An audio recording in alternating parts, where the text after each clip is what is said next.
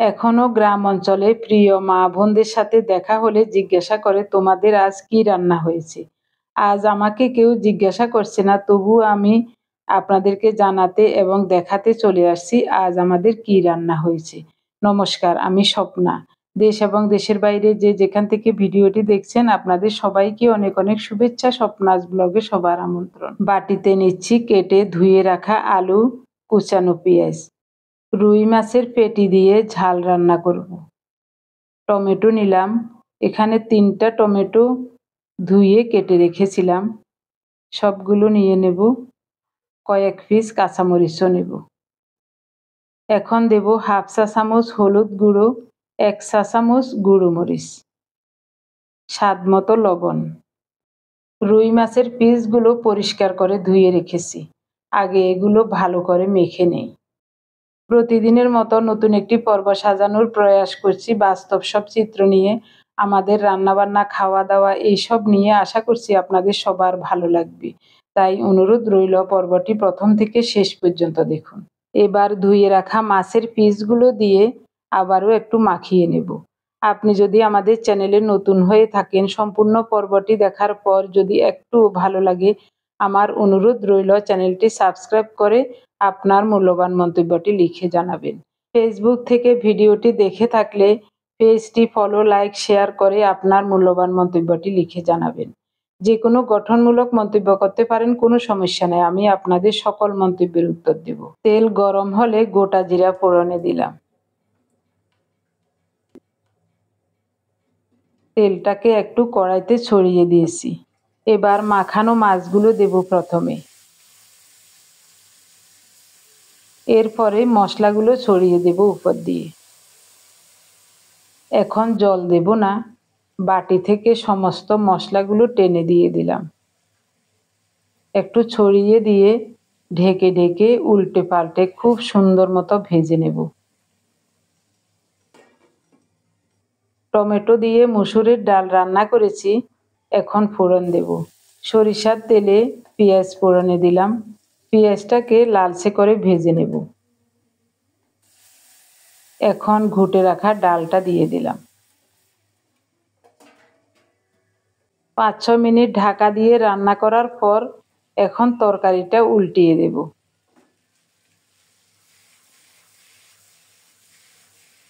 খুব সুন্দর মতো উল্টে গেছে এবং নিচ দিয়ে লাল লাল হয়ে গেছে। একটু ছড়িয়ে দিয়ে আবারও ঢাকা দিয়ে রান্না করব।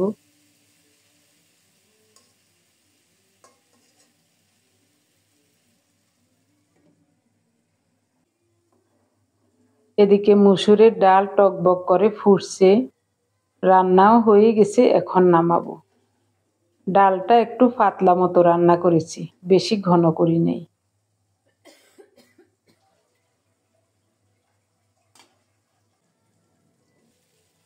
এদিকে মাছের তরকারিও খুব সুন্দর মতো সিদ্ধ হয়ে গেছে, ভাজা ভাজা হয়ে গেছে, আলুগুলো সব সিদ্ধ হয়ে গেছে। মাছগুলোকে নিচে রেখে রেখে উল্টে পাল্টে খুব সুন্দর মতো ভেজে নিয়েছি। এখন অল্প করে ফোটানো গরম জল দেব। তরকারিটা মাখো মাখো রান্না করব। বড় যে কোনো মাছের পেটি লবণ হলুদ দিয়ে তেলে ভেজে রান্না করলে ওটা বেশি ভালো লাগে না খেতে। এভাবে করে আলু দিয়ে বা বেগুন দিয়ে রান্না করলে আমাদের কাছে খুব ভালো লাগে।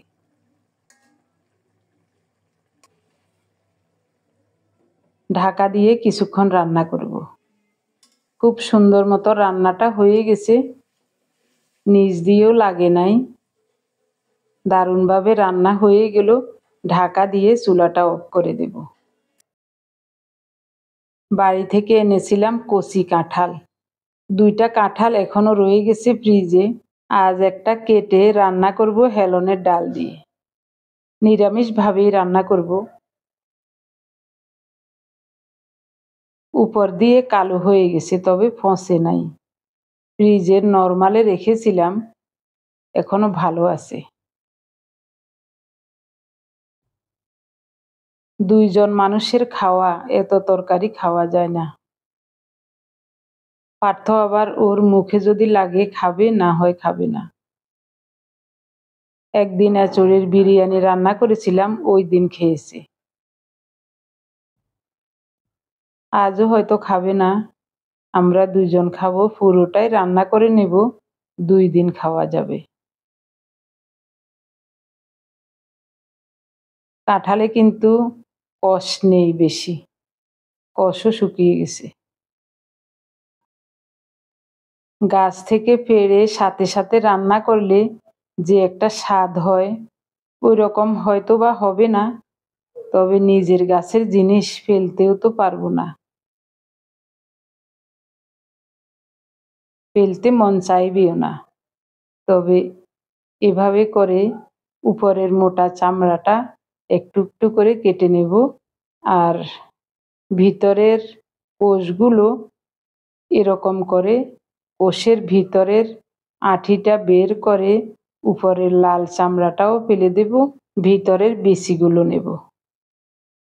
কাঁঠালের বিচি খেতে এমনিই ভালো লাগে, তাই বেছে বেছে বিচি আর কাঁঠালের মোটা চামড়াটা আর কোষের উপরের পাতলা আবরণটা এটা নিচ্ছি।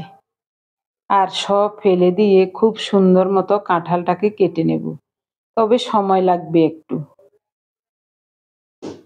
বেছে বেছে কেটে কেটে জলে ফেলছি। এমনিতেই আমরা তরকারি একটু বেশি খাই, তো এই কাঁঠাল পুরাটা রান্না করলে 2 দিনে খেয়ে নেব। এইসব জিনিস তো আর সব সময় পাওয়া যাবে না, এগুলি ফেলবো না, যেভাবে হোক রান্না করে খেয়ে নেব। আমার শাশুড়ি মা বেঁচে থাকতে আমাদের আরও একটা কাঁঠাল গাছ ছিল। ওই কাঁঠাল গাছে বড় বড় কাঁঠাল ধরতো, কিন্তু পাকার আগেই কাঁঠাল ফেটে যেত। ওটা খাজা কাঁঠাল ছিল। তো কাঁঠাল খাওয়ার পরে ওই মোটা চামড়া দিয়ে এরকম করে রান্না করতাম। আজ ওইভাবে রান্না করব, ওই দিনও এভাবে রান্না করেছিলাম, খুব ভালো লেগেছিল। আরও আগে হেলনের ডাল বসিয়েছিলাম, ডালগুলো সিদ্ধ হয়ে গেছে। এদিকে কাঁঠাল কাটা এবং ধোয়াও হয়ে গেছে। এখন ডালগুলো একটু ভেঙে দেব। জল লাগবে, আর একটু জল দিলাম। এখন দিচ্ছি হলুদ, আদা বাটা। এবার কাঁঠাল দিয়ে দিলাম, স্বাদ মতো লবণ দিলাম। কাঁঠালটা ভালো করে ধুয়ে রেখেছিলাম, দেখতেই ভালো লাগছে। আরও একটু জল দিলে মনে হয় ভালো হবে। কাঁঠাল সিদ্ধ হবে, এখন ঢাকা দিয়ে রান্না করব। এদিকে গোটা জিরা টেলে নিচ্ছি শুকনো খোলায়, গুঁড়ো করে কাঁঠালের তরকারিতে দেব। খুব সুন্দর মতো জিরাগুলো টেলে নেব। এদিকে কড়াইতে বেশি করে তেল দিলাম। তেল গরম হলে একটা কাঁকরোল ভেজে নিচ্ছি। বাজার থেকে কাঁকরোল এনেছিল, আমারও মন চাইছে কাঁকরোল ভাজা খাই, তাই সাথে সাথে একটা কাঁকরোল কেটে পরিষ্কার করে ধুয়ে লবণ হলুদ মাখিয়ে ভেজে নিচ্ছি।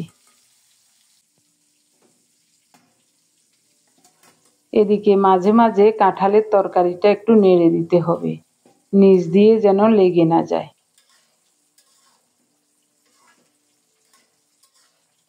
লাগবে না আশা করি, এখনো জল আছে।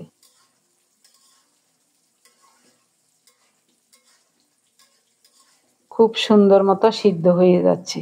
এখন দেব ফালি করে রাখা 10-12টা কাঁচামরিচ, একটা তেজপাতাও ছিঁড়ে দিয়ে দিলাম। ওদিকে কাঁকরোলগুলো একটু নেড়ে দিচ্ছি। সব কিছু রেডি করে 2 চুলায় রান্না বসালে বেশিক্ষণ সময় লাগে না রান্না করতে।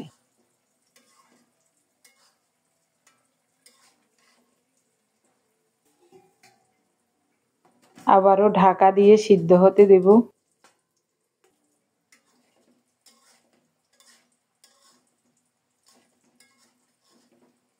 2-3 মিনিট রান্না করার পর এখন কাঁঠালগুলো একেবারে সিদ্ধ হয়ে গেছে। এই দেখুন। এবার দেব ভাজা জিরার গুঁড়ো। একটু ফোটানো গরম জল দিচ্ছি, আমার মনে হচ্ছে জলের প্রয়োজন। ফোটানো গরম জল আছে তাই দিয়ে দিলাম। গরম তরকারিতে কাঁচা জল দিলে ভালো লাগে না, ফোটানো গরম জল দিলে কোনো সমস্যা নাই। নেড়ে চেড়ে জিরার গুঁড়োটা তরকারির সাথে ভালোভাবে মিশিয়ে দেব। আবারও ঢাকা দিয়ে রাখছি।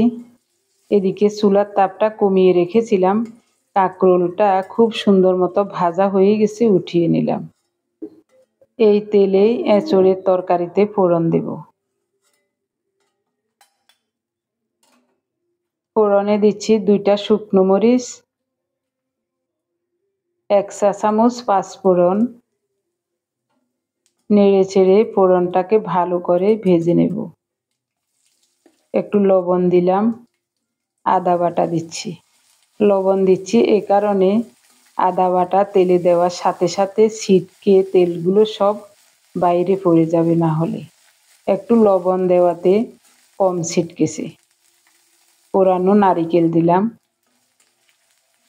আদা বাটা খুব সুন্দর মতো ভাজা হলে তারপরে কোরানো নারিকেল দিয়েছি। নারিকেলটাকেও লালচে করে ভেজে নেব।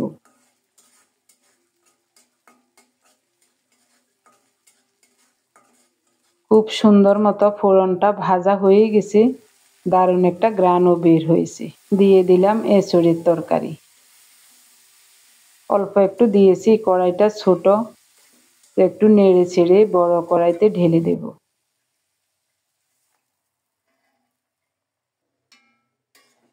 কড়াইটা ধুয়ে একটু জল দেব। কড়াই ধুয়ে অল্প একটু জল দিয়ে নেড়ে চেড়ে ঢেকে দিয়েছিলাম। এবার আরো সুন্দর মতো সিদ্ধ হয়ে নরম হয়ে কমে গেছে, দেখতেই ভালো লাগছে। দারুণভাবে রান্না হয়ে গেল হেলনের ডাল দিয়ে কচি কাঁঠালের তরকারি।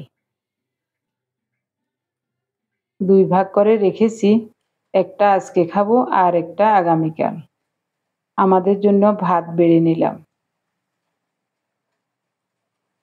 মসুরের ডাল, রুই মাছের ঝাল আর এঁচড়ের তরকারি, সাথে কাঁকরোল ভাজা। এখন দিনের 3টা বাজে।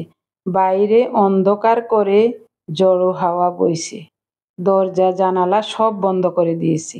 খুব জোরে হাওয়া বাতাস, বিদ্যুৎ চমকানি এবং বৃষ্টিও নামছে। বিকট শব্দে বজ্রপাত হচ্ছে। খেতে বসছি, না হয় আপনাদেরকে জানালার ফাঁক দিয়ে একটু দেখাতাম বাইরের কি অবস্থা। উনি বলছেন কাঁঠালের তরকারিটা খুব ভালো হয়েছে। বাড়িতে থাকতে আগে আমরা এভাবেই কাঁঠালের তরকারি বা এঁচড়ের তরকারি খেতাম। হ্যাঁ, বিদ্যুৎ চলে গেছে। একেবারে অন্ধকার, শুধু মোবাইলের আলোতে দেখা যাচ্ছে একটু। পুরো ঘর একেবারে অন্ধকার। ক্যামেরাটা অফ করে দিয়ে সার্চ লাইটের আলোতে ভাত খেতে হবে। আমার প্রিয় ভাই বোন বন্ধু স্বজন, গতকালের ভিডিও দেখে বা গত 24 ঘন্টায় আপনারা যারা আমাদের অনেকগুলো ভিডিও দেখে কমেন্টস করেছিলেন, আমি আপনাদের সবার নাম খাতায় লিখে নিয়েছি। এখন আপনাদের নামগুলি বলবো। তবে কাঁঠালের তরকারিটা আমার কাছেও খুব ভালো লাগছে।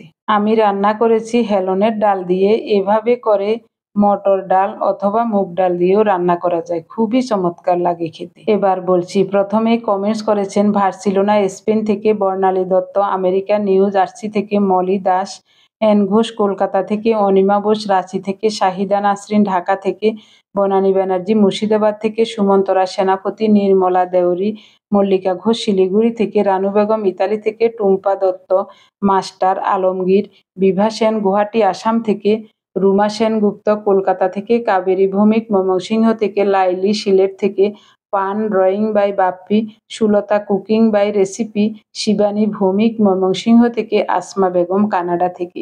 আপনাদের সবাইকে জানাই অজস্র অজস্র ধন্যবাদ, অভিনন্দন এবং কৃতজ্ঞতা।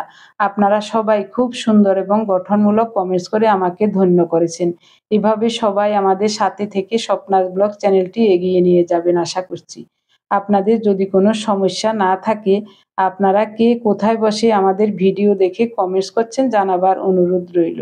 সবাই ভালো থাকুন, সুস্থ থাকুন, দেখা হবে আগামী পর্বে।